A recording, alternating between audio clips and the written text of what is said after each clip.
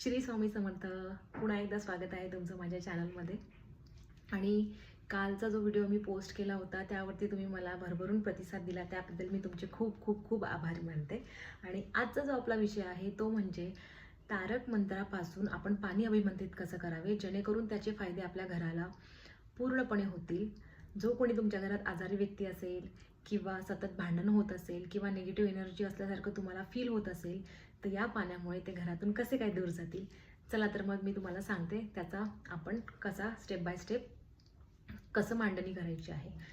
तर सर्वप्रथम तुम्हाला स्वच्छ आंघोळ करून व्यवस्थित कपडे घालून म्हणजे स्वच्छ कपडे घालून तुम्हाला स्वामी जिथे तुमची स्वामी मूर्ती आहे किंवा स्वामींचा फोटो आहे त्यांना स्वच्छ पुसून गंध पूजा करून सगळं व्यवस्थित करून तुम्हाला शक्यतो तुम्ही सूर्यास्ताच्या पहिले जर बसलात पूजेला तर खूप चांगलं आहे. गुरुवार दिवस असेल तर उत्तमच आहे, पण त्याआधीही असेल तर तुम्ही बसू शकता. असं काही याच्यामध्ये असं रिस्ट्रिक्शन नाही आहे की हा दिवस हा वार किंवा हे असं काहीही नाही आहे. तुम्ही कधीही कुठल्या वेळेलाही तुम्ही हे बसू शकता. ज्या वेळेला तुम्हाला पॉसिबल होईल त्यावेळेला तुम्ही स्वामीजवळ बसू शकता. तर जो नेहमीचा तुमचा आसन असेल तो तुम्हाला घ्यायचा आहे, कारण तुम्ही ज्या आसनावरती बसता त्या आसनावरती तुमची पॉझिटिव्ह एनर्जी जी आहे उतरलेली असते. ही नेहमी मी प्रत्येक व्हिडिओमध्ये आलेली आहे. तर तेच आसन घेऊन तुम्हाला बसायचं आहे. आणि स्वामींपुढे दिवा तुपाचा दिवा आणि जे अगरबत्ती धूप जे काय तुम्ही लावत असेल ते स्वामींची व्यवस्थित पूजा करून मनभावे पूजा करून तुम्हाला तिथे बसायचं आहे. आणि तुमच्याकडे जर चांदी किंवा तांब्याचा पेला असेल तर उत्तम आहे, कारण हे शरीराला लाभकारी तर आहेच आहे, पण त्याचेही काही फायदे आहेत.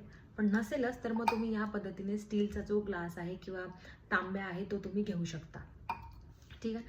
तर आता आपल्याला याच्यामध्ये पाणी जे तुमचं पिण्याचं पाणी आहे ते तुम्हाला घ्यायचं आहे.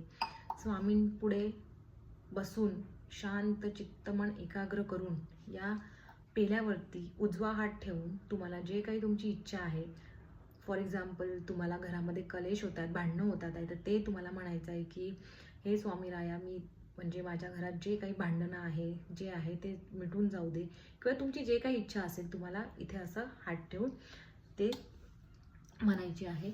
आणि तसंच करता एकाग्र चित्तेने मन करून तुम्हाला स्वामीपुढे बसायचं आहे. आणि 21 नाहीच झाल्यात 11, जसं तुम्हाला पॉसिबल होईल तसं तुम्हाला तारक मंत्राचा जाप करायचा आहे. शक्यतोवर मी पहिले तुम्हाला सजेस्ट करेल की तुम्ही 11 वेळाच तो जाप करा, म्हणजे इथून पुढे मग तुम्हाला हळूहळू सवय झाली की तुम्ही त्याला वाढवू शकता.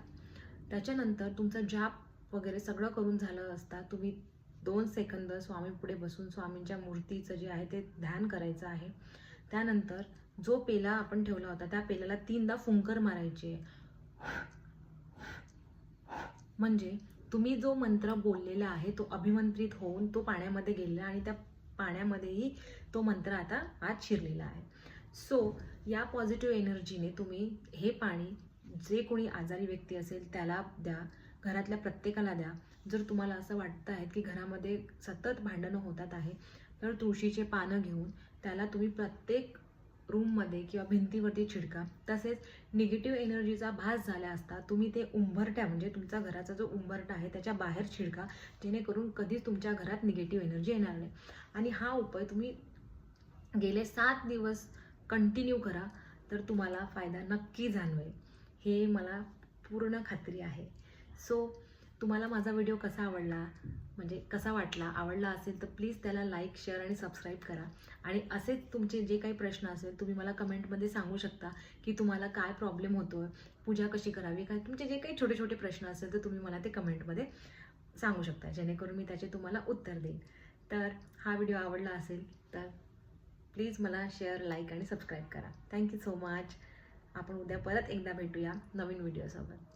नमस्कार. श्री स्वामी समर्थ.